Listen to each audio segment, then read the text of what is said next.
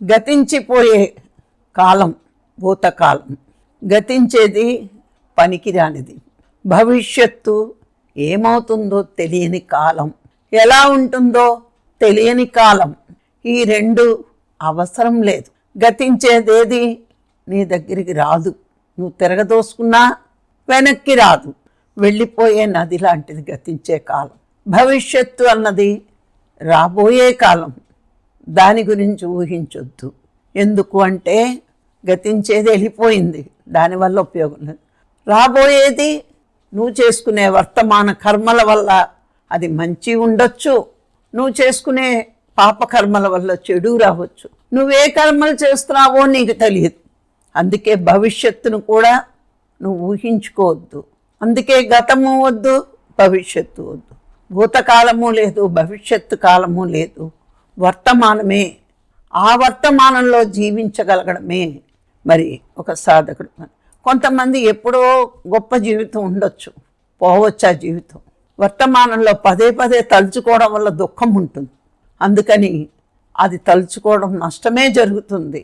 అలాగే కొంతమందికి రేపేమవుతుందో రేపేమవుతుందో రేపేమవుతుందో అని ఎన్నో పనులు, డబ్బు దాయడం కానీ, ఒక ఏదైనా దాయడం కానీ, నా పిల్లలకి నా పిల్లలకి నా పిల్లలకి అనుకుంటూ దాస్తాం. అది స్వార్థం. ఎవరికి ఒక రూపాయి పెట్టాం. ప్రతి క్షణము ఒకటే గమనిద్దాం. మనము ఈ మార్గంలోకి వచ్చేసాం, పుణ్యం చేసాం, ఎంతో పుణ్యం చేసాం కాబట్టే ఈరోజు ఈ మార్గంలో ఉన్నా ఎలా ఉన్నాం? భగవంతుడే కావాలి, ఆత్మని తెలుసుకోవాలి అనే అభిప్రాయంతో ఉన్నాం. కానీ మిగతా అభిప్రాయాలు మనకు లేవు. ఇందులోకి వస్తే ఆగిపోయినాయి.